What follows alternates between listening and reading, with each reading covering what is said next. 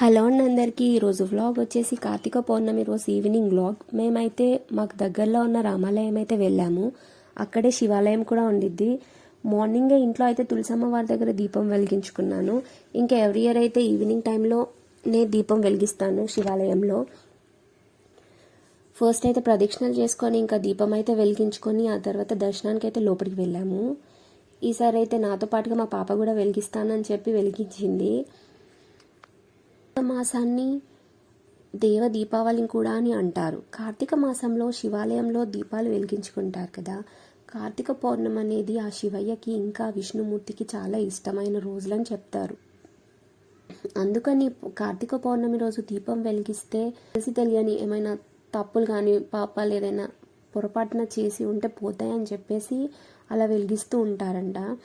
ఇంకా ఇలా 365 వత్తులతో దీపారాధన చేస్తే సంవత్సరం మొత్తం దీపారాధన చేసినటువంటి పుణ్యం కలుగుతుందని చెప్పేసి చేస్తూ ఉంటారు. దీపజ్యోతి పరబ్రహ్మ దీపా సర్వతమోపహ దీపేన సంధ్యా సర్వం సంధ్యా దీపో నమోస్తుతే.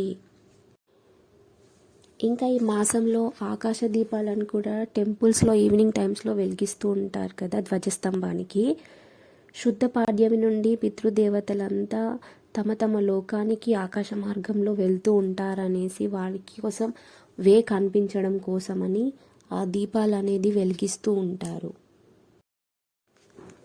దీపం వెలిగించుకొని లోపలికి వెళ్ళాక అక్కడ శ్రీచక్రం ఇంకా అమ్మవారి దర్శనం కూడా చేసుకొని తర్వాతకి శివయ్య దర్శనం కోసం అయితే లోపలికి వెళ్ళాము.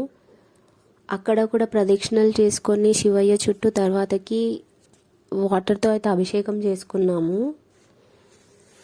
కార్తీక మాసం అంటే విష్ణుమూర్తికి కూడా చాలా ఇష్టమైన మాసం కాబట్టి ఆ పౌర్ణమి రోజున సత్యనారాయణ వ్రతం అనేది చేస్తూ ఉంటారు చాలామంది. ఆ విష్ణుమూర్తిని కూడా ఆరాధించడం కోసం అనేది సత్యనారాయణ వ్రతం చేసుకుంటారు. ఇంకా ఆ టెంపుల్లోనే పక్కకి చిన్న చిన్న టెంపుల్స్ అయితే ఉంటాయి. గణపతిది, అమ్మవారిది, ఇంకా శివయ్యది కూడా. అక్కడ కూడా చాలామంది దీపం వెలిగించుకుంటూ ఉంటారు. తర్వాతకి మేమైతే పూజ కంప్లీట్ చేసుకొని ఇంటికైతే వచ్చేసాము. వచ్చాక క్రాకర్స్ కాల్చుకుంటూ అలా డేనైతే ఎంజాయ్ చేసుకుంటూ ఎండ్ చేసేసాము.